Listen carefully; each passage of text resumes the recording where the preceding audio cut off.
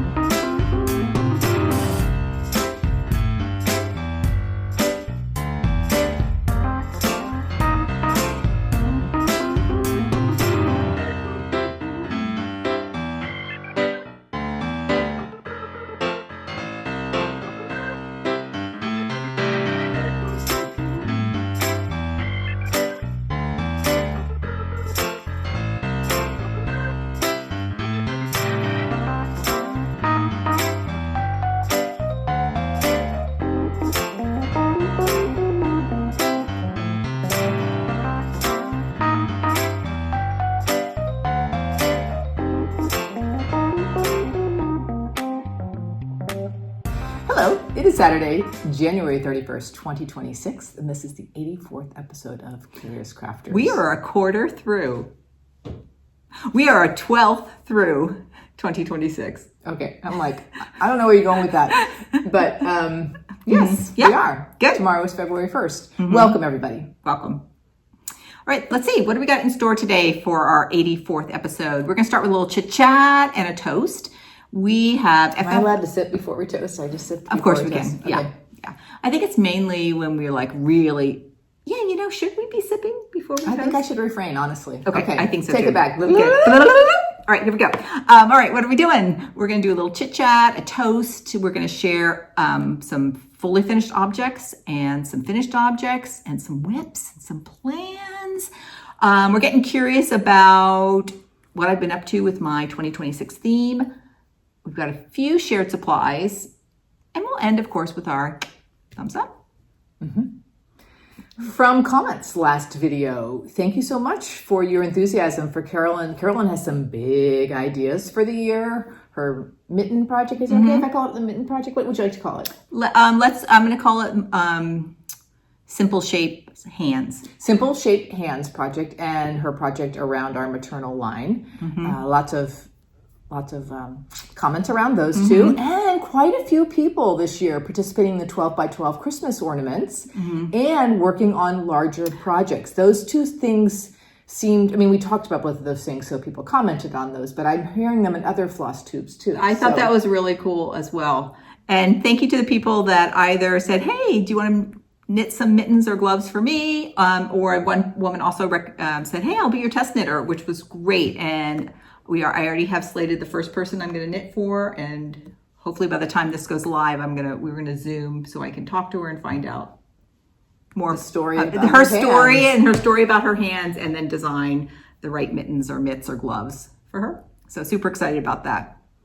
Okay, also we referred to a large, year-long free sal from Sudi Day, which was being, I think, maybe putting up on the prompter, or what do you call that when you get the closed caption as sweaty something? I think we're not sure how to pronounce it, so I think we're not saying it clearly. So we will put the link to that. And I'm going to scroll it right across here. I think some people were thinking we were saying Sweetie Day, like Sweetie Day. It's Sudi Day. Yeah. But yes, we didn't do a good job of communicating that. But that did give me a good giggle as I was looking through comments. So sorry about that. Okay. Good. What's going on in your life, Anna? It's been 3 weeks for us just because of different thises and that's. So it's been a while. Thises and that's. You know what I mean? Yes. During that time, I had a long weekend trip to New York City, which is not like a typical place for me to visit. And it was really, really special. I saw my first Broadway show. In fact, I saw 3.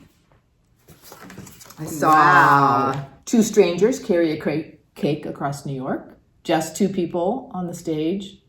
sweet, funny musical. I Oh, saw and it was a musical. Ragtime, another musical, incredibly powerful. I could literally feel the vibration of the voices in my body. Mm-hmm. And then not a musical, but the play Liberation. All three were fantastic, and I was with people who love the theater, and I did not know how many Broadway theaters there are. I did not know that they're all pretty small. I did not know that people still go to the box office and get tickets the day of or the day before and talk with someone about which seats to choose and everything. It was a whole new world for me. Mm-hmm. While I was there also, it snowed a beautiful, beautiful couple of inches. So walked through a snowy Central Park. And that was before the big storm, That was right? the weekend before the big storm. So it was just a little, it was like much of Saturday, it snowed big, flaky, soft snow. The kind. And was it sticking as it was snowing? Mm-hmm. Maybe we can pop a picture up. And then one of the things I did was I went to the American Folk Art Museum, which I don't think I saw.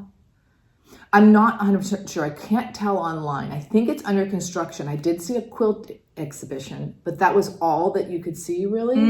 So I think that usually you can see some of their permanent collection. But one of the quilts that I saw that my friend I was with, we both were really taken by this quilt. It's a quilt based on a 9-patch. And it had so much movement in person. It was unbelievable. And it's interesting, as I've showed this to other friends, that once I'm home, some of my friends are like, oh my gosh, I don't like that quilt. Or, oh my gosh, too chaotic. It almost looks like it's impossible to piece. Yes. In fact, there were several quilts there where one quilt I could not figure out how it was pieced, which is fascinating to me. Another quilt that really caught my attention. Who was the quilt? Okay, it was stitched 1900 in Georgia. Log cabin variation. It doesn't. Oh, did I say 9-patch? Yeah, log cabin. It is log cabin. Yeah, but does not have any maker's name. And this is a quilt from the 1800s, and these white light squares are stenciled in the most beautiful way. I've never seen the color of paint that are on these stencils. I could not stop looking at this quilt. Oh, so that's not applique, that's painted on? Yes, in the most beautiful, beautiful colors. So those are a couple of the quilts that really caught my attention. So a show every evening and lots of bopping about in the day. Isn't it great to go someplace new and just get exposed to stuff that you maybe don't know anything about, but you find out it's this whole world unto itself? Right. And of course I knew that theater was like that. In fact, I have a few people in my life I'm pretty close to who are really into theater, and I just haven't had the experience or the exposure. Right. So now I'm like, oh my gosh, I can totally see why I see how all the parts and pieces fit together, like the orchestra, the set design, the costuming, the everything. Because I was fascinated. I was just drinking. I think I did too. Okay, I think we got to work on that. We do. So, great trip to New York City. Wonderful. And saw one of my dearest friends while I was there. Awesome. There we go. Great. So last 3 weeks, just been good. Lots of everyday stuff? Lots of everyday stuff. You've done a lot of finishing. Yeah, I've been a really positive, good crafting exploration world. Mm-hmm. Carolyn's crafting world is a really good world. Other parts of the world aren't always great, or other aspects of my life, whatever. Right now, my crafting life is just fantastic. Great. I can't wait to hear more about it. Yeah. I'm gonna tell one. I try not to tell too many granddaughter stories. My granddaughters are over. My daughter-in-law right now is in Tech Week for a musical that she's the music director on. So we have them every afternoon, and they come over and they eat dinner, and then we take them home. Anyway, the 5-year-old last week was like, Gramsy, got a hole in my pants. Can you sew it for me? Which I'm glad she asked me. I'm like, sure. So she took her pants off, and I got my needle and thread, and I started sewing up her pants. And we have just a table against the wall. I'll try to find a picture and maybe block out their faces. that has a big tablecloth just hanging over the edges. And they really wanted to sew. So I just threaded up a bunch of needles and they were just sewing through the tablecloth. So Anna would go over there and it's like whatever they did, and then they'd run out of a needle and they had so much fun. So while I was sewing up her pants, they were sewing along with me. And it's totally random, but I can see why that's appealing if something is just hanging down and it's right at their level and they can just do, and it's a huge expanse. It's like an easel. Yeah, the older one was like trying to make a star. The younger one, it didn't matter. Like, did you go under? Did you go over? Whatever they were just doing. And then they each were allowed to have one pin, because when they had more than one pin, we started losing the pins, which was not great with bare feet. So they each could also have one pin. So they'd put their pin and then they'd sew. So it's just like, it was just so much fun, and it really kept them happy while I was sewing up some pants. And then she put her pants back on. Off she went. Off we went with the day. So that's just my little story. Let's do our toast. Okay. All right. We want to toast. Last weekend, we had, oh my gosh, actually last weekend, we had such a great, we didn't even talk about this. We had such a great crafting community weekend. I see my thumbs up. Okay. That's okay. We can do both. Okay. We went up to Needle in a Haystack and met our friend Melinda, which is always so much fun. And this time we shopped, and then we also went and had a little afternoon treat with her, which was great. And then the next day we had 2 Zooms. Our first Zoom was with our Pinwhist table group, which was always so great to see everybody. And then our second one was we were invited to join as the mystery, I love that idea, the mystery FlossTubers. Sarah of Sarah Stitchy Spot holds twice a month, every other Sunday, she does a Zoom. And what her viewers can do is they can put in the comment that they want to be included, and then she just randomly picks 10 people. And then I think she typically will then invite like a mystery FlossTuber or somebody, whatever, to join. It's like a free ticket. It's like we got the golden ticket. It was the best Zoom I've ever been on. She's a beautiful facilitator. And I'm going to say why, and you might be like, well, why? Well, she did this thing where, first of all, she limited it to a small group of people. And some of them were obviously repeats, like you can put your name in. We want to go back. I'm putting my name in. I think she just filmed a new episode recently. Okay, I'll get in there, get my name in. Okay, we're going to have to do But what she would do is she would just go around and she'd be like, okay, Carolyn, your turn. And she would, she would spotlight you, which means you became big on the Zoom and you could just show or talk about anything you wanted to. Some people showed some beautiful, like fully finished things they were really proud of. Other people talked about just what they were stitching on. And it really took the 2 hours for and then you could ask questions, or there might be a little follow-on conversation based on what that person showed. But I felt like it was a Zoom where everybody's voice was heard in an equal way. And it was the 10 people that were in there. I think we actually had a bonus 11th person who had missed one before. It was wonderful to see what they were doing, get to know them. They're all types of stitchers. And then we ended, I think we had about 10 minutes at the end, and somebody just put out a question, and it just really sparked some really good conversation.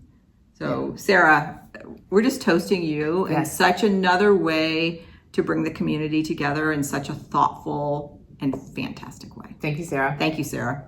All right, what do you got in your mug? Mint tea, which I'm glad Carolyn has a little variety pack because she doesn't care for mint tea, but I love it. It's my favorite. I know. I like a black tea, or like I've been really into, actually this is my winter go-to is grapefruit water and hot water. A lot of other like mint or like flavored teas, I don't really care for. I do like the lemon and ginger, that's another one. But like most people that come over, they like that. So I always have my little variety pack. Nice hostess move. Yeah. Oh, thank you. Anna. Okay, what are we wearing? I'm wearing the sweater Carolyn said, was it just last Zoom or two? I think it was just the last video. And why am I spacing on what it's called?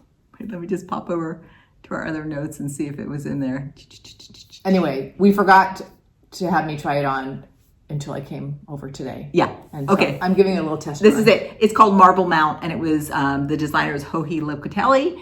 And I stitched it a while, and we were just kidding because I was saying one thing I don't really like about it is it's washable wool, so it's a little bit flimsy. It's not as woolly wool, but Anna is very sensitive to wool, so she's going to try it. And also the sleeves were a little long for me, so she put it on. It looks fantastic on her, so she's going to give it a little test test drive, and if she wants to keep it, she can keep it. Otherwise, she can return it. Okay. Thank you, Awesome. Carolyn. Good. What are you wearing? I'm wearing my mohair Lizzie, and it's designed by Julie Weissenberg of Cocoa Knits, and it was a pattern in her Cocoa Knit sweater workshop book, which is a phenomenal book. It's knit with silk mohair, so it's really, really light and airy. You can see through it, but very warm. And I knit this in the fall of 2024 when our niece got married at our family farm. So it was an outdoor wedding, and we had sleeveless dress on, and then this was my over sweater. And it was so awesome. I had so much fun, but I got a big wax from candles all over the sleeve of the sweater. So when I got home, I just cut it off and knit a new sleeve. So amazing. The beauty of knitting. Hopefully the next time we film, I have a sweater. I've worn it so much. I love it. Sort of my dark turquoisey green. It's the Hinagaku sweater. Mm-hmm. I have a hole in my, that is such a staple.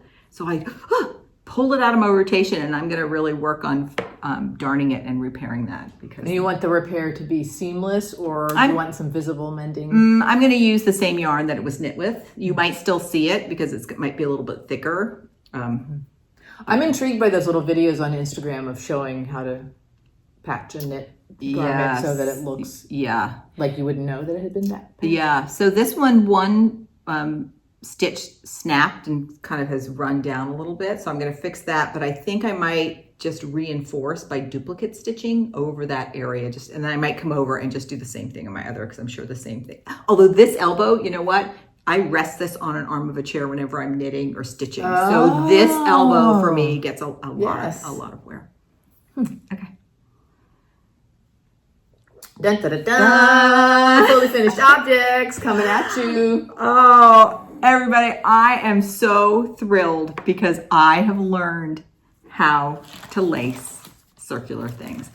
I put this on Instagram, and several people asked for the tutorial, so I'm going to put them here. They'll be in the description box below, but I'm also going to be running them across. So when I went about doing this, the first thing I did is, of course, I went to the YouTube, and I looked for, and I just found 2 good tutorials. I'm sure there are lots out there. The first was by Sherry Moss, and it was called a FlossTube Extra Finishing Flat Round Finish. It was a hands-on design, and she went through her whole process. So she had other things in there in addition to finishing around, but I found her tutorial really good and clear and helpful. Great. And then I went to our always classic Elizabeth Ann Can Stitch. And in December of 2021, she had a finish with me a round ornament. So between those 2, I always love watching at least 2 just to see different ways people do it. And I'm sure I'll probably look for a few more just because it's nice to see different techniques for that. You just pick up a little something from each person once you know the basics. So I finished 5 rounds, and I'll show you. So the first 2 were Jeanette Douglas's Christmas Dots, and it was her March. They're so nice, Carolyn. Thank you. And this was one, let me just hang it on my fingers. And here's the other. I gotta twisting maybe. There we go. Okay. I don't know why I'm doing this, but I am. Here they are. And I just used some metallic thread as my holder. And then on the back, I just have coordinated colored fabric for that.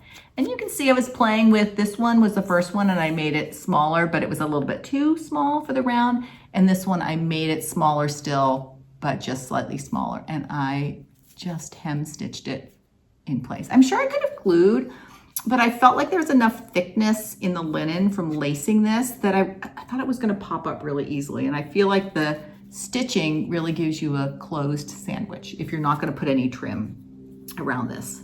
So I'm participating in the 12 and 12 ornament challenge.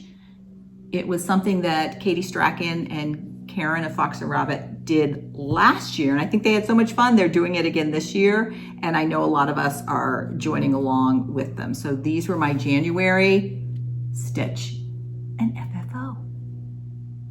I think these are the first Christmas ornaments I've ever made. Oh. I wanted to for so long.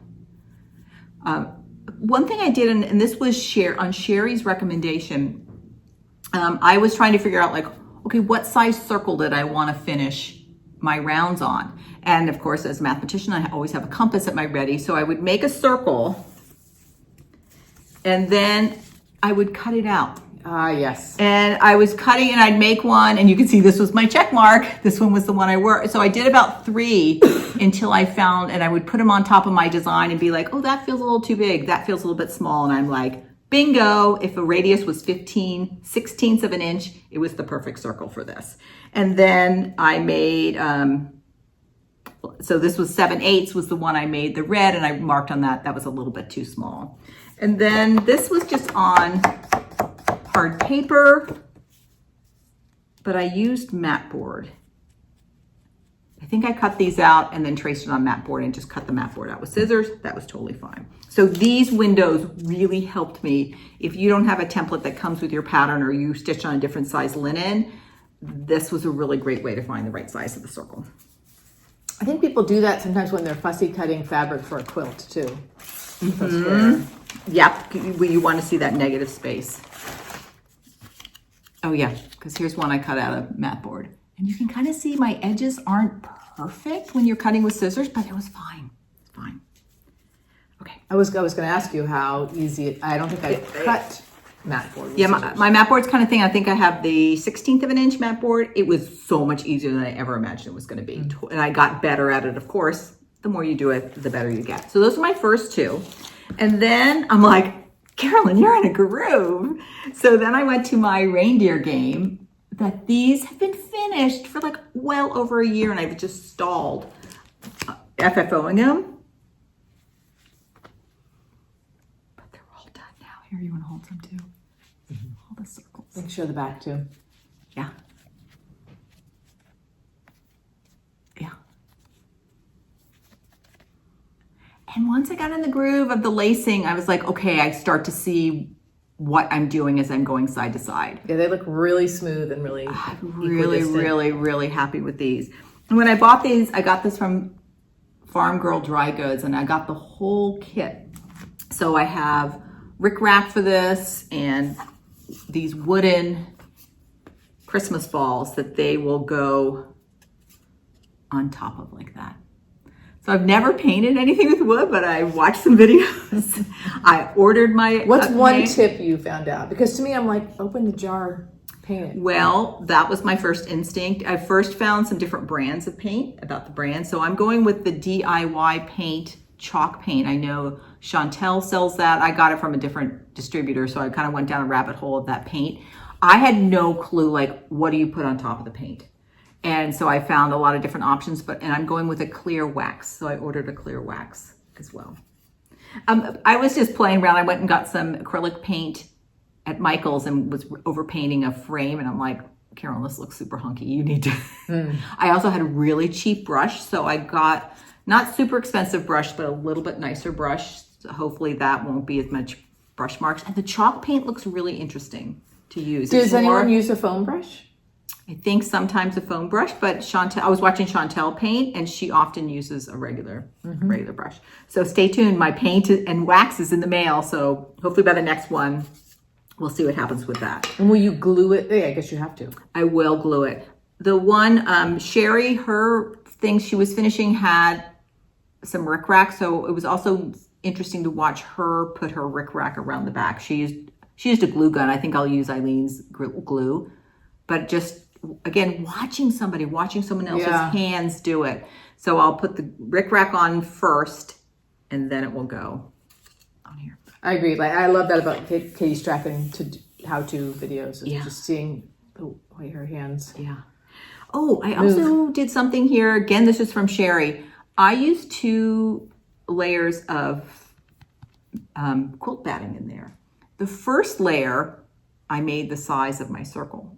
The second layer I made slightly bigger, so it wrapped around the edges. I thought you were going to say the opposite. No, I found that really interesting. And then when I watched a video by Chantel, if you go into my YouTube history, you'll see my rabbit hole. And she used 4 layers of batting for something she was doing. It was going to be inset a little bit, and she did, the first one was the same size. The next 2 were slightly smaller. and then her top, it's like your top one was a little bit bigger. So, I mean, Yeah, I would have never thought of that. I wish you could hold these. I'll stop talking in a minute. But they feel so good too. I'm like, wouldn't this be nice just to have in your pocket? Pull out a little round from your pocket. Yeah, they look great. The end. All right. The next two fully finishes I don't have the items anymore, so I'm going to put up pictures as I talk. So the first was a pair of Oxbow socks, and these were designed by Andrea Mowry, and I made them for my 3-year-old local granddaughter. She calls them her nighttime socks. I don't know why, even though she wears them during the day. They have been gifted, and first of all, here's a picture of the socks themselves. They were knit with just some scrap yarn. I let her go into my odds and ends drawer, and she picked out her colors. And they were knit with US 1 needles. And then here's a picture of her putting them on when I came over and finally gave them to him. Hopefully I have a picture I can block out her face, but it was just so cute. She just puts them right on and really likes them. So very knit worthy. The second knit item I finished were my daughter-in-law, and I call them Katharine's recording mitts. And I talked about these in the last episode. And here, while I'm talking, I'll show a picture of the fingerless mitts. This kind of got me started. This was my first project for my Simple Shapes hands idea. And what I'm going to be doing is knitting mitts for different people. And she really needed these. She is an actor who does audiobooks, is one of her things. And when she's audiobooks, they turn the heat off in their house. It has to be really quiet and it gets quite cold. So she wanted some tight-fitting fingerless gloves that she could wear inside while she was recording. So that's the story behind those. And I'm in the process right now of finishing up the pattern and getting that out. So you think you're going to name each of your projects something to do with what the person's doing with their hands? Yes. And then I'll put a picture here. She just sent me a picture when she opened it. She had a birthday recently and they were for her birthday. And there's a picture of her hand wearing them. When we'll go visit, I want to try to get pictures of the people wearing the mitts doing something. So I'm going to try to get her, if she's agreeable, in her recording studio, her home recording studio for that. And then of course I'll ask the people, can I use your first name or will I use a different? So I'll ask her about that too. But I'm kind of thinking for each pattern to have a little story about the person and like, what is it about them? It's very good. I'm thinking like 3 sentences, 3 good sentences, and then the pattern from there. Great. We'll see what comes of that. Okay, Anna, let's do some works in progress. Why don't you kick us off? I have a new start, which is my blessing sampler. It is Pennsylvania German Peacocks. Here is the pattern. So this is definitely in the category of a style of design that I like consistently, and that is Pennsylvania German motifs and negative space with a sort of simple color palette. So I'm doing this on 40 count dust bunny, which was one of the fabrics I got when I left dinner a little early when we were at the retreat eating next to acorns and thread. I'm like, I'm gonna go back for a little second run. And I came out with that was so funny. I'm still sort of fascinated by that myself. It's not my usual thing, and it was really fun. This design is 205 wide by 100 height. So you'll see it is, well, I guess you can't see yet, but it's going to be wide, but not very high. So it's been fun because I have a little bit of each thing going purposefully. I started it in the center with that big flower vase, but then I snuck up and did a few letters, started one of the peacocks. So this is things, I'm counting like I need to go 24 squares right. Yeah. There's really no choice in this pattern. Yeah. And there's so much open space. What's the worst that can happen? Well, that's what I know. This peacock is something else. Oh, and wait, that it has quite. You're not done with the tail? Look. Oh, even what you have is spectacular. I really like the peacock and I too. love that 8-pointed star. So fun. Do you have your palette of floss that you can show? Oh yes. Because I love it's like about that. That's it? That's it. Wow. It's 3 DMCs. 3 DMCs. And I actually had a hard time. I almost did this on sort of a clay color, like a little bit with a little bit red. I actually found this color a little bit tricky of what kind of linen to use. Yeah, I think you chose well. Well, thank you. I'm liking it. It's sort of classic and simple, and I'm really enjoying it. It has over 1 on either side of the flower. This says 18, 17. I'm not quite sure what I'm going to put there. Why don't you put your 2026? That's my And top then choice right now. Put your mark someplace. Maybe. Yeah. See the best way to. I'm still playing with my mark too. I tried one. I'm not sure I found my perfect thing. Fun. So really fun little start. You're not like stressed saying I got to finish this in January. No, I'm not at all. Good. January 31st. I like the idea. Oh, that's right, because it's Jan. Yes, I like the idea of starting the year with a little sampler. And in past years, I don't know if I've ever finished in January, but I'm usually finished by spring. Uh-huh. I think Scarlet Berries went on a little bit longer than that. Mm-hmm. But Nice way to I'd start. like to finish it next month. I mean, there's really not a ton of stitching on this particular design, but I'm just taking my time, which is my most frequent pace. Is a little bit like take my time. I just want to give everybody some foreshadowing. After Anna took this off her pile, I'm looking over at something else she's been working on, and isn't it good? Yeah, that's what I worked on most. You've made so much progress on that. Thank you. Okay, everybody. I was just like jamming on my BAPs. The first BAP I worked on and did a lot of work on was a peacock, a unicorn, and a badger. I had not really worked on this since last May, although Becky and I stitched on each other at Pinwis. So peacock, unicorn, badger. Becky of Becky's House of Sewing. Yes. I think that's how we bonded. It was over that. I'm using the and a few other things. Yes, of course.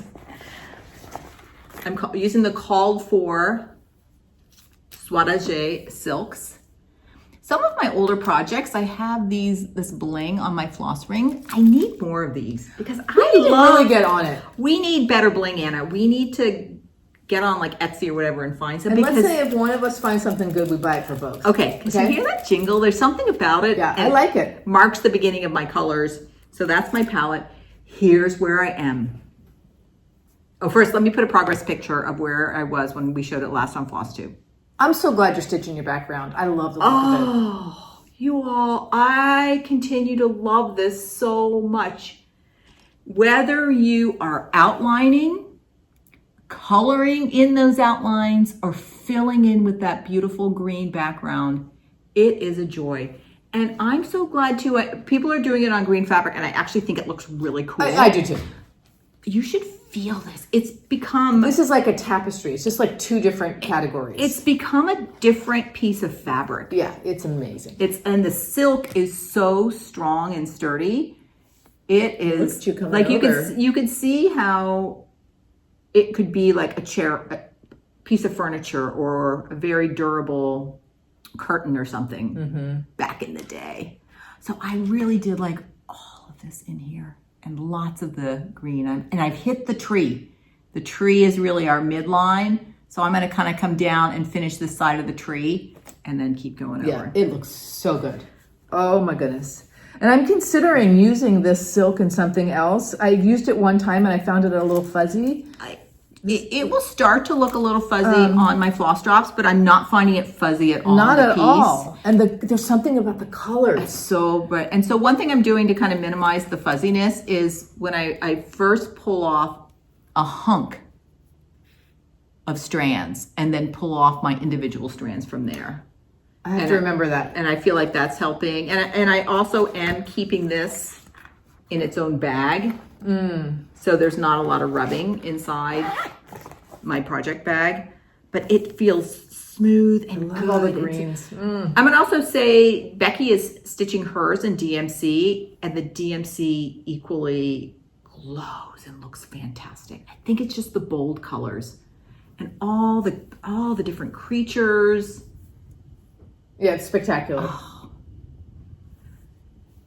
What I'm doing, I'm not putting my BAPs away. I have to hang up my whips in a closet. Have been leaving these. I have like an ironing board in my craft room, just lying over the ironing board so that they're always in sight. You walk in the room, hello. Hello, BAP. Let's put that over here. And I have this in my beautiful Becky's House of Sewing project bag. I've started to also, it's not fancy, but I've been labeling all my project bags. Did you get a pile of those bulb pins? These? Oh, I have a zillion of these. You use them all the time. Okay, I need a few. Oh, I have a ton. Okay. Yeah. Okay. That was my first BAP. Amazing. Oh my gosh. Okay. And then my second BAP I've been having so much fun with is the Houses of Hawthorne Hollow. And same thing, I hadn't worked on this since like June. Here's my progress picture from the last time I showed it. Here is the piece. And I am not stitching the words. Instead, I'm going to personalize it with all of the addresses of places I've lived in my life. And I finished block 3 at the top, and I'm starting block 7 coming down. Wow. This first show, that's how big it's going to be.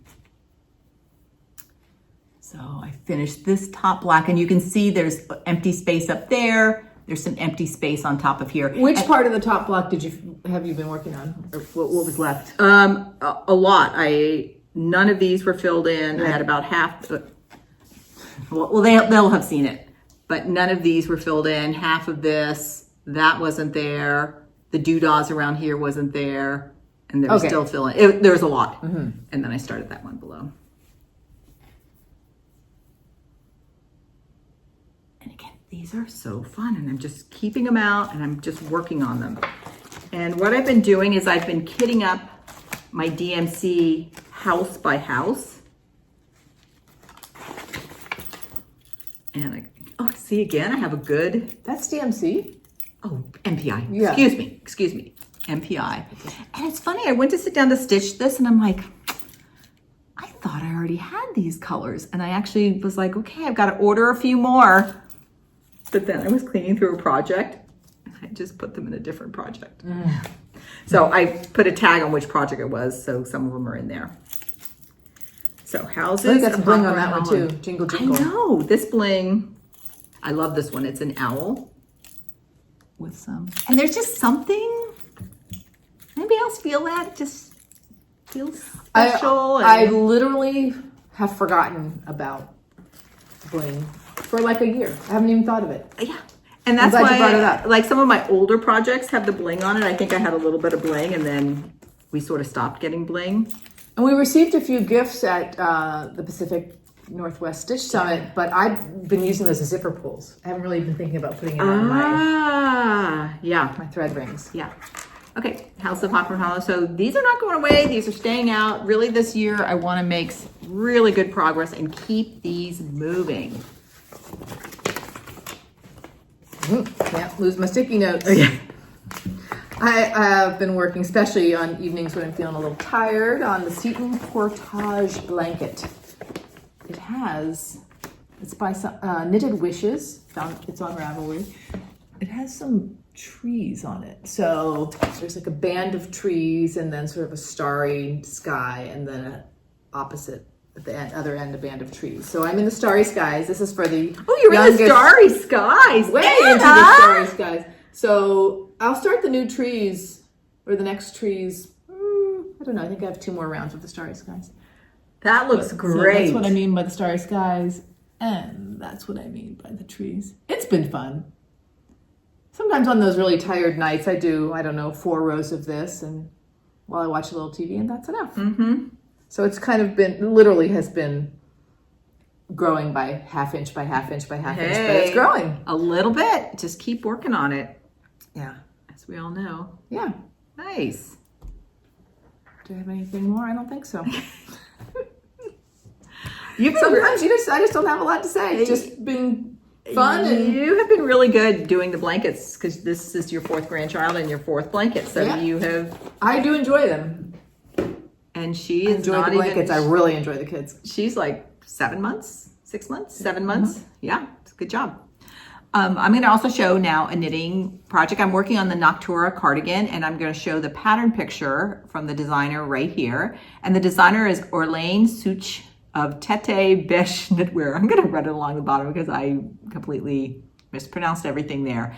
And for this cardigan, I'm using a yarn called Rambler by the Woolly Thistle, and it's in color Winter Sky. And this is a beautiful woolly wool.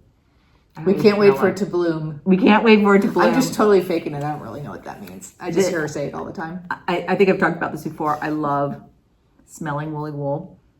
But you have to be careful in a yarn store because I'm always like, oh, Carolyn, that's kind of gross to just put it up against your face. So sometimes I'm just like... Remember in the chemistry lab in high school, you learned to go like this? And you just want to... Oh, I love it so much. Okay. That's like, you have I've done a lot. Okay. Sweaters always look like a big blob, particularly when you have a wool that's going to bloom until you've washed it. Here we go.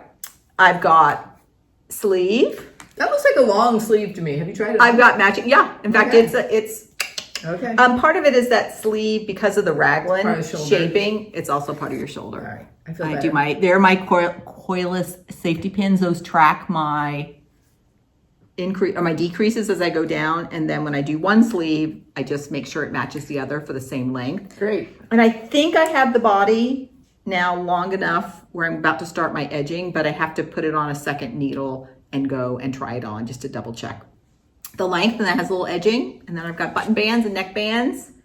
And there it is. This yarn feels so interesting. I just really can't wait to feel it again after it's done. It feels really spongy. Oh. What do you think of that smell? Yeah, it's not her thing. If you're a knitter who loves woolly wool, you know what I'm experiencing right now. I just don't want to yuck your yum. You can yuck my yum, I don't care. And same thing, there's like a lace top up here, and when that gets blocked, I really like that. Opened up. Mm-hmm. I'm heading to New York in the middle of February, and my goal is to finish the sweater by then. I often have a sweater going, and maybe 2 years ago, we often go the same time every year because I have a break from school then. It was the sweater that was gray that has the color work right up here. I finished that one just in time. So it's always a good incentive to get that ready. Do you know what project you're going to take on that trip yet? I am probably going to knit some gloves, mitts. So hopefully I'll be knitting for my next hand recipient for that. There's a beautiful yarn store that's in the next town over from where my son and daughter-in-law live. And last year I got yarn there. It was the yarn to make my pink vest. Oh, yes. So I'll probably have maybe a project or two in mind and go back to that store and get some yarn there and wear my vest. Is it the yarn store that's also the fabric store, or there's something else? Is it Beetle and Fred? No, that's in their town. This is in what's the name of it? Might be something like the Endless Skein, something like that. It's in Cold Spring, New York. Beautiful store. It's fun. I love that tradition when I'm visiting somebody regularly to get yarn, knit a project, and then the next year come back and wear. I don't know if I always thought it might be fun for the people at the store to be like, hey, I was here last year, I made this. And sure, I would love that if I was working in a store. Thing. And I had gotten my daughter-in-law some yarn because she was interested in a project, and she's also finished her thing with the yarn. Is that town like a sweet little shopping district? Mm-hmm. Yeah, I think I've been there. Yeah. And I'd also last year gotten yarn for my older granddaughter's, her sweater that I finished last summer too. So all the yarn I bought last year. Okay, you gotta go. Good, I gotta go. Okay, we each have a couple more cross-stitch things. My last whip is Elizabeth Stevenson, 1854. So it's this giant Hands Across the Sea. So one of my things this year is I want to work on some of my bigger projects. And as Carolyn said, I feel like I finally got to the point where, oh yeah, I've made some significant progress. So it was an interesting threshold for me because after stitching for a really long time, I looked at it and I'm like, I feel like it doesn't look that different. And then I thought, okay, and I just kind of keep stitching for a few more days, and then all of a sudden it sort of tipped. Maybe it was coming down here or something. And I feel like you've extended your border as well. Yeah, because looking at it, and I'm like, you've done a lot. I just love it. And you're on 56 count, right? This is 40. Oh, 40 count caramel by Seraphim Hand Dyed Fabrics, and I'm using the 103s. This is going to be 333 by 321. So it's the biggest thing I've ever stitched.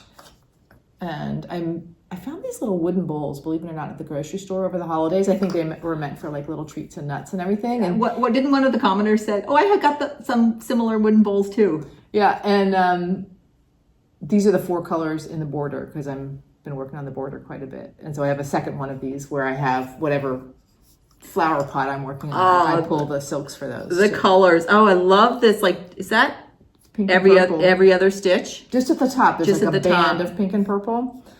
It's been fun. I love it more than ever. Yeah. Don't you feel like you start getting a momentum?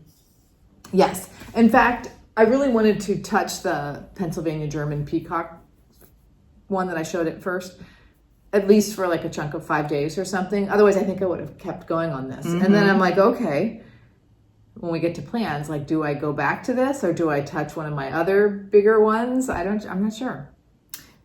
We'll talk about that in plans. I definitely have an opinion. Okay. So interestingly, 103s have the opposite twist of DMC or most threads. And I think it was Katie Strachan who I heard explain this thread comes off of something and then put back on, which is why it's opposite. Okay. Am I remembering correctly? Anyway, so I have the problem of my thread untwisting, so I'm constantly like retwisting when I'm using DMC. This, like for the first time in my life, I have to sometimes have my needle dangle. Oh, because it's twisting. It's so interesting. Excuse me, I just kicked a bunch of stuff. So I don't know if that's my imagination, but I think that's happening. Yeah, Elizabeth Stevenson. I'm really, really fond of her and all of her pink. And that dusty purple is amazing. Do you have the other? No, I only brought this one little bowl. Next time. Like, oh. Yeah. There's a lot of different greens in there too. So Queen of the May. Is the Queen of the May something that Hands Across the Sea does, or is that something the attic does? You know what I mean? I think it's Hands Across the Sea, okay. But I'm not 100% sure. Did you get this chart? Do you remember where? I had it kitted at the attic for my birthday last fall. Yeah.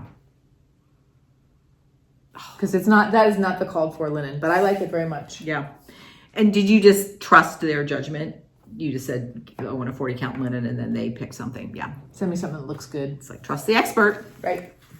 I like that feeling sometimes of sort of taking myself out of it and just seeing. I guess if I hated something, I wouldn't move forward, but I have not had that experience yet. Yeah. Is this our last one? Oh, little acorns. Because I showed you really good progress on some BAPs, I started another BAP. Couldn't help myself. I'm going to do that too. I could not resist this year's. I'll have to insert a picture. Can we just stop for a minute? That is the cutest needle minder. Okay. Where is are those Pocky sticks? Yeah. I'll tell you. So I ordered my linen and my floss from Evertote, and then I'm like, I'm getting myself a bag too. So this is the bag I picked. And then my daughter-in-law, who got the fingerless mitts for Christmas, she sent me this little. It's just a pin, but I put it on here. Okay. Because we all love the Pocky sticks. I love the strawberry ones too. Yeah, the chocolate. Okay, it's very cute. She gave it to this. I'm like, oh, where should I put my pin? I'm like, oh, it's perfect to put on a project bag. Excuse me for interrupting. That's all right. Here is Jacob of Monopoke Embroideries 2026 Sal piece. It's called Little Acorns.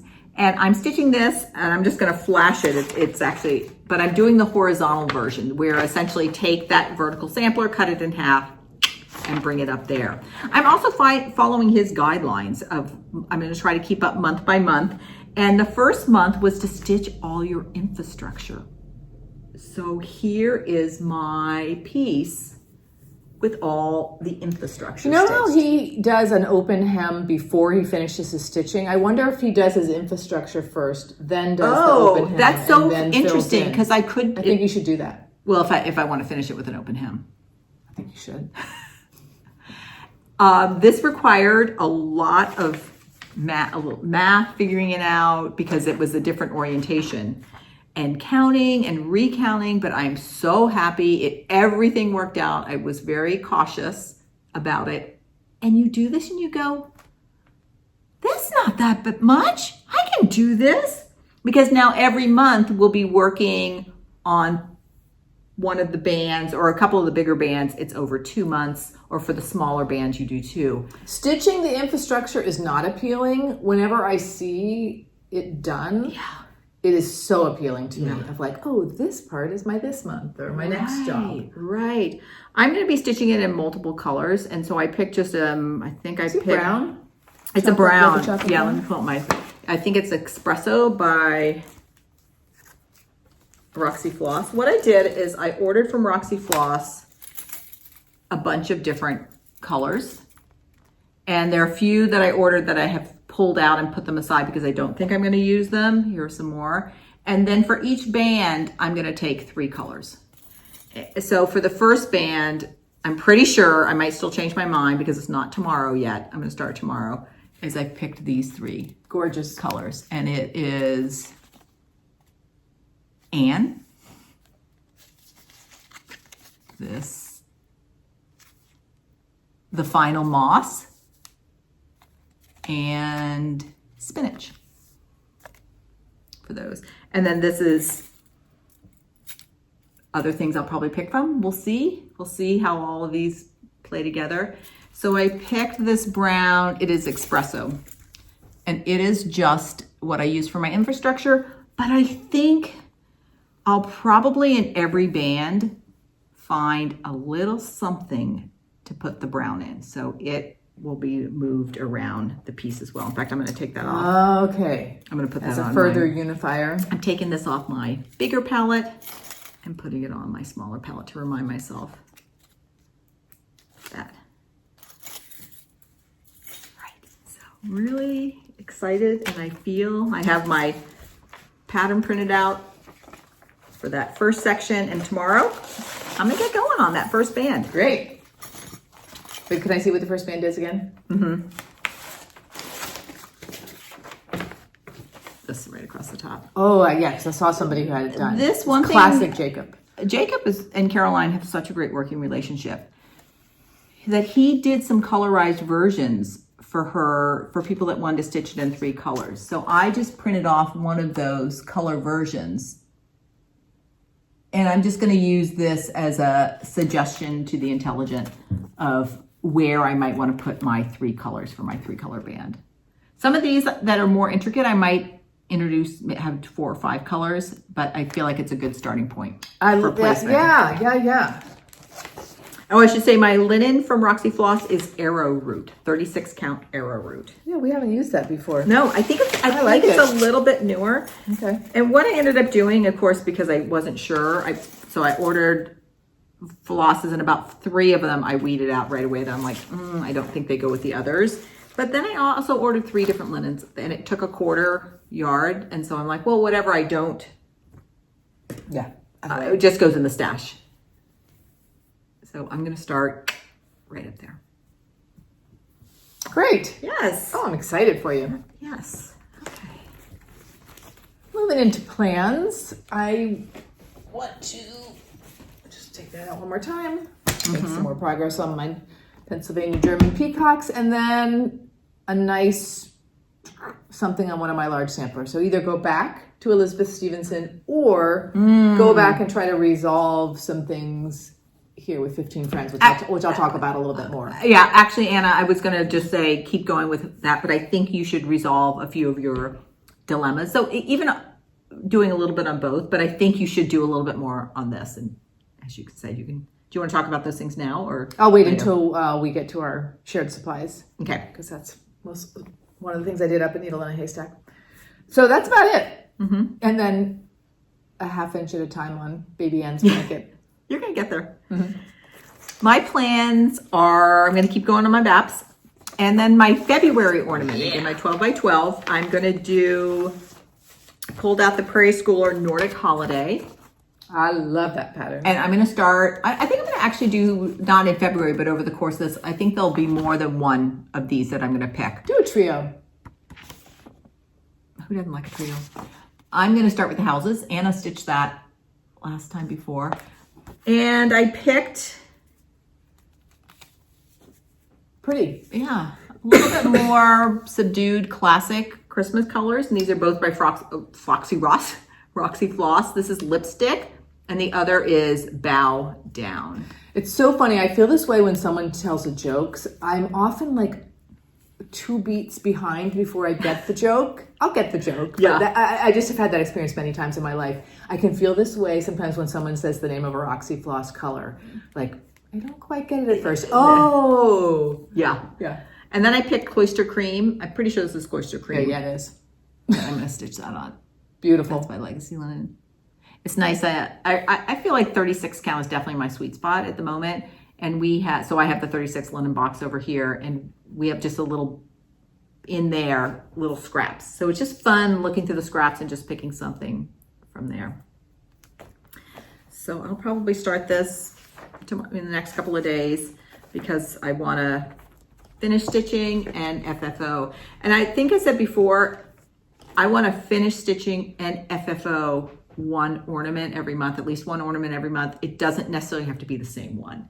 Yes. So I'm going to definitely finish this one, but it might be these that I complete the FFO. I like that flexibility. Because sometimes the stitching, I don't want to rush myself on my FFOing. And I think some of the FFOing like this really takes me time because I did this and then I got to get my paint.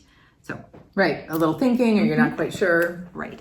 And then, I don't know, I haven't heard a whole lot of talk, but I am an Olympic junkie. And I wonder if there's anything going on in the cross stitch world. The person who did stitch on this kind of thing for each day according to what sport is. Oh. And I have no idea who the person is, but I heard someone reference that. She has already published an idea for each day. Okay, good. I'm going to look because I thought that would be fun to have something, whether like in the knitting world, often you cast something on opening ceremonies and you have it done by closing ceremonies. I didn't know if there was something similar in the cross stitch world. So, okay, so Anna's going to find... sort of like a funny, clever... So what, does she kind of have a theme for every day based on different events? Yeah, or sometimes it's based on the event. Let me look it up because I'm not You all are shouting at us right now, probably. Right, next up, for We're Curious, I just wanted to give everybody an update about what I've been working on for my 2026 theme. And along that same, I have a couple of whips that I'm going to show you in conjunction with that. So first, I was really inspired by Jane of Snapdragon Life here on YouTube, that she every year picks a theme. And then she starts it on the winter solstice. And then each month, she looks at it from a different perspective, and just based on how she moves through the year, she just picks those perspectives as she moves and grows with the theme. And then she changes her theme on the new moon. So I'm like, I'm all in. I'm picking a theme, started on the solstice, changing at the new moon. My theme for the year is bringing my creative ideas to life. I have so much in my head. I want to get more of it out there. And for my first month, I'll just do a quick little recap. My theme was time. And 3 things came out of it that actually have been great. First thing is I have a notion now of creative time, and it's 2-hour chunks, and I block at least 2 during the week. Often I have something during the week and then 1 on the weekend, and I am time when I can really think and dig into something. So one time, this was my creative time, and it was in the morning, and I could really think and get stuff done. Mm-hmm. The other thing is I've been really working hard for all, we all have those must-dos, our household responsibilities, and I have been working really hard to streamline those and still continue to do what I need to do there, but doing it as efficiently and the least cognitive load possible. Can you give me one example of something you've tried? So here's one thing I've tried. I have a couple things. One thing I've tried is I have a theme every day. And for that theme, I spend 45 minutes on it. So for example, today's theme was household chores. And it's incredible, at least for me, what I can get done in 45 minutes when I'm dedicated to it. Or twice a week, I have something called correspondence and bills. So during that, my email gets cleared, our mail gets cleared, any bills get paid, any sort of, or I have one day that's dedicated to budget and financing, so I have those different themes, and I spend 45 minutes on that. And then within that, it's probably more than you want to know, I have certain routines. So like budget, if it's the first week of the month, I have a checklist boom, boom, boom, boom, boom. So it's really clear what I need to So do. that's a good example of taking the cognitive load off. Right. It's like, right. This is the first week. I have my checklist. And I don't know about you all. Sometimes I'm like, oh, I got to pay that utility bill. Oh, I got to pay that utility bill. Now I'm like, oh, I don't even think about it. But on my correspondence and bills day, I have a place where I tuck my bills. Oh, I pay my utility bill. So I'm not thinking too. It's like freed up space as well. Okay. And then the very last thing I've done, I've been doing this now for like 7 or 8 days, and it's been really working. I am a person that loves to snooze through my alarm. And especially since I don't need to be up at 6 a.m. getting into work and school, I have been snoozing a little bit too much. So now my alarm goes off at 7 a.m. And as I press off, my feet are getting out of bed. And I would snooze, I'm not kidding, for like 30 or 35 minutes sometimes. Sometimes I keep pushing it. I don't know if you all do the same thing. What I'm doing then is I brush my teeth, get dressed, make tea, and then I go in my craft room and I do something for 30 minutes with my tea. And the same thing, I set a timer. When I'm done with my 30 minutes, I come out, have breakfast, get on with my day. So that's my trade-off and I'll show you one thing I've been doing with that, and that's been fantastic. It's been such a great way to get the day started. Okay, so that was time. And then this month now, my theme is perseverance. I don't know why I put persistence in our notes. Perseverance. And I'm thinking, what does really perseverance mean? What does that mean? We always hear that. I'm like, to me, all of a sudden, this image of like a flowing river. And that if you persevere, your river keeps flowing. Sometimes it's fast, sometimes it's slow, sometimes it's meandering, but you need to know when is it blocked by like a natural dam or like one of those eddies that keeps flowing round and round. So that's sort of the first thing I've been thinking about perseverance. And then I'm like, okay, I need to recognize when I'm blocked, and then I need to think about how to get unblocked, because I think that's how things get stalled for me. So I'm just starting to think about perseverance, and those are some initial things I'm thinking about. Cool. So now I want to just show you 2 projects related to this. The first thing is the first thing that's gotten out of my head, and this is our matrilineal line sampler. We've talked about this a lot. It's been an idea that's been in my head for 3 years now, since 2023. I have finalized my design. Every woman in our matrilineal line, and we have Pennsylvania German, Pennsylvania Dutch heritage, is going to get her own hexagon. And everybody's hexagon. Everyone deserves a hexagon. Everybody deserves a hexagon. It ends up being a 3-inch hexagon, so it's 3 inches on a side. So this will be the actual size. I've done all my math to try to figure out, like, I'm stitching on 36 count linen, so this was my sort of prototype for that. I put it in design software, and I've designed our first relative. This is Elmina Schindel Trexler, her birth and death dates. And I've started with some Pennsylvania Dutch motifs. I may fill in more, but I'll need to get started. I also made a template where the line on the outside is the outside of the hexagon, but I wanted to give myself some margin around the edges. Really successful in terms of looking Pennsylvania Dutch. Oh, good. Great. So and then once I have our hexagons, I'll sew them together using the English paper piecing technique. I might end up with some other hexagons with just designs in them. We'll have to just see where it goes from there. What you're thinking there of having all caps? I really wanted to emphasize the woman's maiden name, because I feel like, again, kind of going back, mothers. So I decided the maiden name will be in the center, all caps. And if, for example, we do not know or do not have in the record what Elmina's middle name was, maybe she didn't have one. For people with middle names, like I'm Carolyn Quill, I'm going to put first and middle name along the top line, then your maiden name, and then if you've changed your name, married name. I think most people have changed their names. When we get down to the nieces, I might change that. But I wanted to record as much about people's names as I could.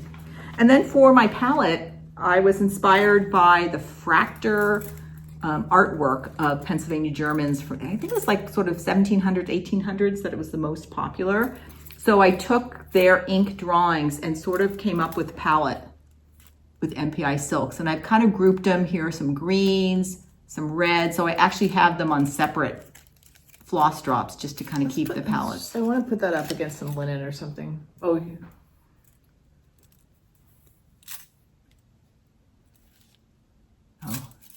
And starting, I'll see if it works. And then I started Elmina last night. And this is, I'm gonna just use different neutral linens for the women. And this was 36 count Overcast by Cedar River Linen. And here's my start. It's looking great. I've got her name. Like sort of no surprises, just what I thought it would look like. Yeah, and I think I'm gonna emphasize again this idea the maiden name will be in some sort of, will stand out. Whether this one I just used a very bright, clear, orangey red, and then put her first and married name in darker of that family. I think too, I had a big decision if I put birth and death dates over one to make them smaller, and I just felt like that would be a block for me if I had to stitch a lot over one. Yeah. So what I'm gonna do is just play with colors and make those not come forward as much. So they'll be a little bit more neutral for that. So everybody, it's flowing. It's out of my head. I'm flowing. I am flowing. Feels really, really good. But some of I used my creative time for those hard things, like really getting the template in here. So now I've saved this part as the template. Right. I can pull it in, and and last week at Needle in a Haystack, got my palette. Okay. The second whip I wanted to talk about was about perseverance. And it's what I've been stitching on really, I think, for the last 5 days in my morning get up half an hour. And it's Oh Joyous Day by Blackbird Design. And this is my oldest whip. And I pulled it out as a lingering whip last year and stalled on it. I keep stalling on it, although it does really have some really good floss bling. This.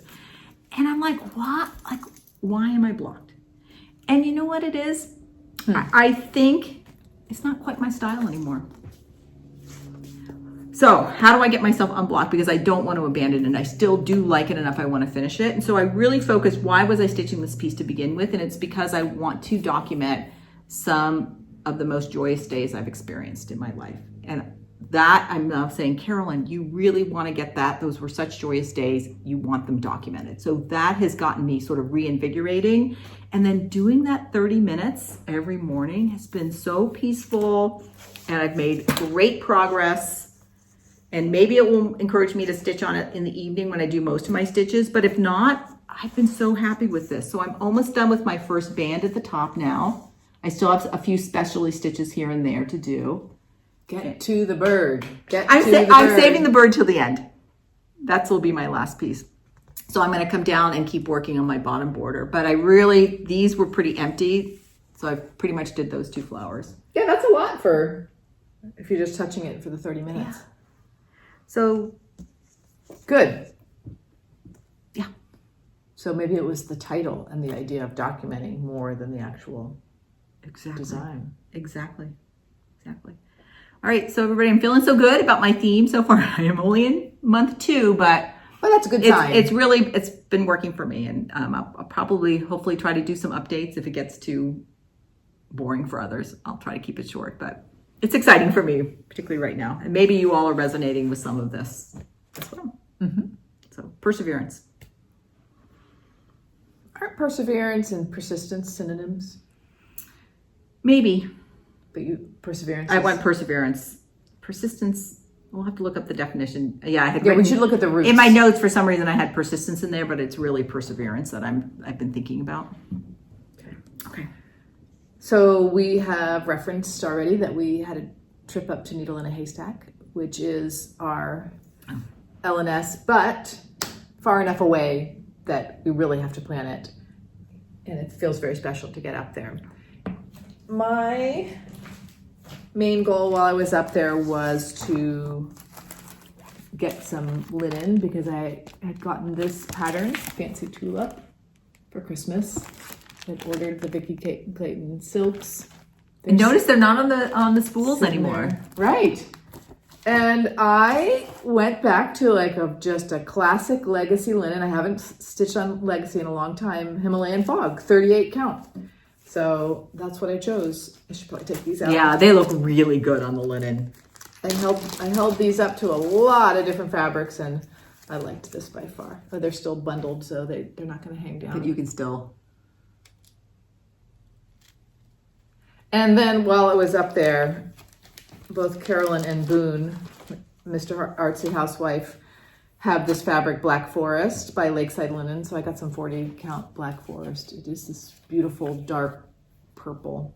Like and I have no plan for it, but it just, every time they hold theirs up, you know, I just have that, I have to have that too feeling.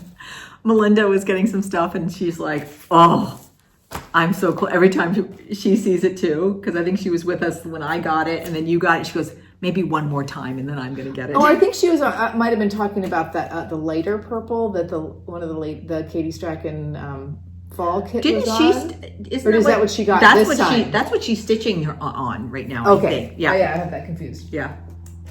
And then I also just wanted to look at Swassofine to see if I could resolve what I see as a very big difference between these two reds, to see if I could find something in the middle. And there really wasn't something. And Carolyn said, well, why don't you look at something besides Swassofine? So found a Tudor silk. Oh, also showed that you took up the Roxy floss that you were thinking was sort of inspiring you. I think it's right here. Oh, yeah. So I was working with Fallow Red, Roxy Floss Fallow Red on the Jacob Quintessential Smalls, which was my first experience with it. And I'm like, oh, there's quite a variation in that too. So I brought this up thinking, could I get sort of a middle tone that's similar to the middle tones in here? But really for the Swassofines, I could only find, gotta get these out of their bags. I could really only find things that were more like maybe brown in nature that would look different, but weren't necessarily in between in terms of light or dark. But found this Tudor silk called Poinsettia, which has some similarities to Fallow Red and will work on 56 count. I think it's 55 count. But so there is actually a little motif right here. So I'm going to stitch at least like a motif in this and see, can you see the variation? Will this help bring these two colors together? So I have at least an idea of something to try. I actually think when you were thinking about it, I think you should do this sooner than later because I think that will help you. You're probably blocked a little bit. Oh, totally am. Your flow is blocked. Yeah. And I do agree. Several people have said to me, oh, Anna, too, also like just keep stitching on this. Like this might also resolve itself or look interesting when you have more stitched. Mm-hmm. So yeah, I don't want to stop, but I'm going to try that poinsettia. Mm-hmm. Good. So that was sort of the thinking thing that I did when I was up at Noodle and Haystack, because it's so great to be able to see all the fibers in person. Yeah. Yeah. Good. Okay, Carolyn, yours. This was my main purpose, and then I got a few other random threads and a couple. I always replenish like my needles and my floss drops. So yeah, I did some of that too. Nothing more. Yeah. It's always fun to go up there. Project bag by Becky's House of Sewing. Becky makes good ones. Okay, let's end with our thumbs up. I have really been enjoying watching the moon, partly because I found this in a bookstore. It has every single moon of the year, and I have it sitting in the middle of the dining room table, sort of like a vase of flowers. That's so cool. And I'm just really enjoying it. So this also has my new moon dates. Right. January 18th was when I started my thing. And at the quilt exhibit that I was referencing that I saw in New York City, there was this quilt that had some phases of the moon in the middle of it. So I have those two things together. I'm not really sure what it means, but I'm just enjoying it. Yeah, good.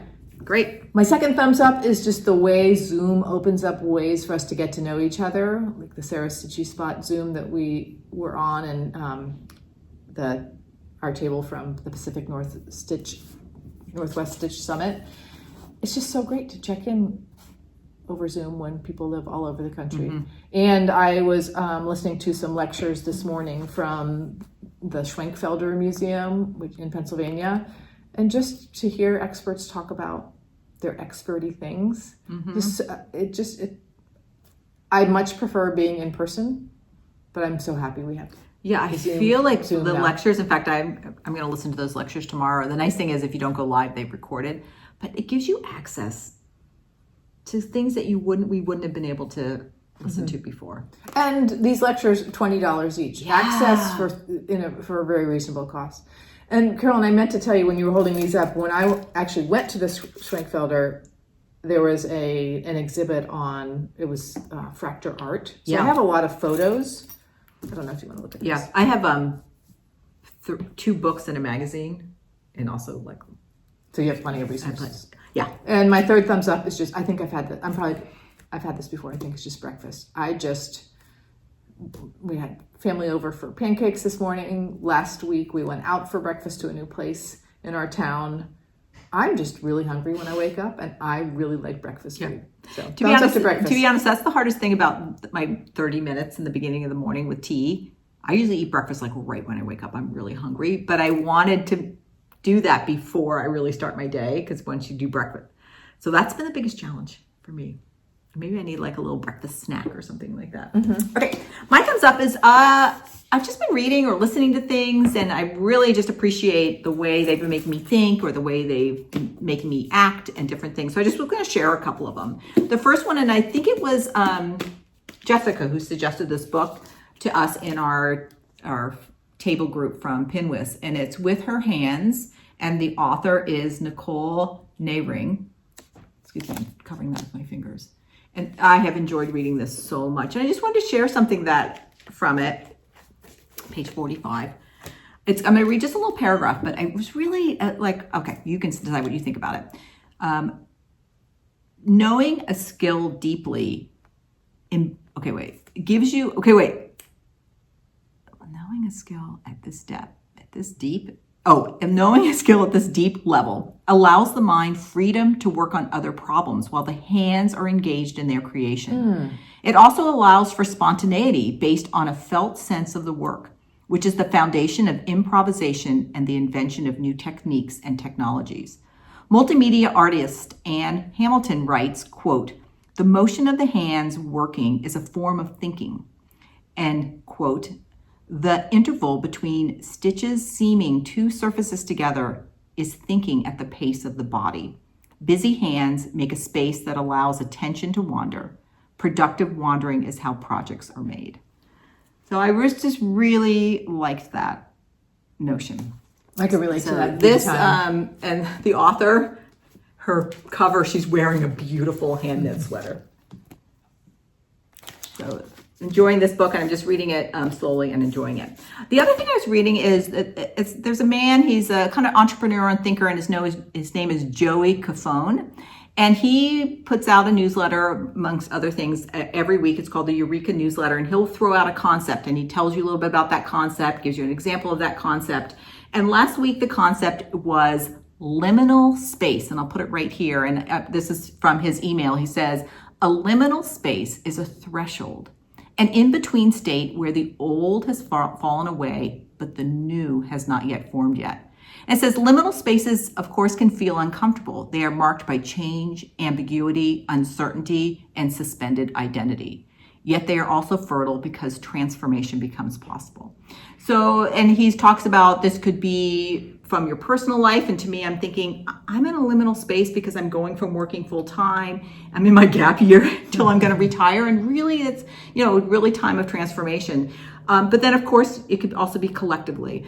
And when you think about our United States of America right now, we are definitely in like a deep, dark, and I'm going to just say dangerous liminal space. And so I just think about this, I think, okay, it's time for each and every American, sort of the we the people idea, to stand firm with our Constitution and our democratic principles that we were founded on. And really for all of us, all 340 million of us, really to work collectively to transform us toward the light. So that's just one thing that really made me think about that. And then finally, there's a beautiful podcast I like to listen to. It's called The Way Out is In. And episode 97 was called Calm in the Storm. And it has 2 hosts, and one of the hosts is Brother Phaphu. And he is right now the acting abbot, I think, of the Upper Hamlet of Plum Village. And this kind of resonated with me because he says, there is a limit to the politics that we can have an impact or control over.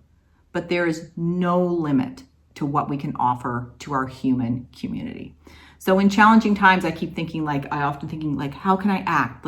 Yes, I can vote. Yes, I can call my representatives. Yes, I can have peaceful protests, but really, how can I have impact in the people around me? Whether it's, our local community, the stitching community, and how to have a positive impact, because that is something that I really can do. So I love hearing or reading things from different sources. And of course, your brain, as you're working with your hands, can start to connect things together. So just thumbs up to that for me. Okay. Until next time. Until next time. Happy crafting. And stay curious. Okay. Bye, Bye everybody.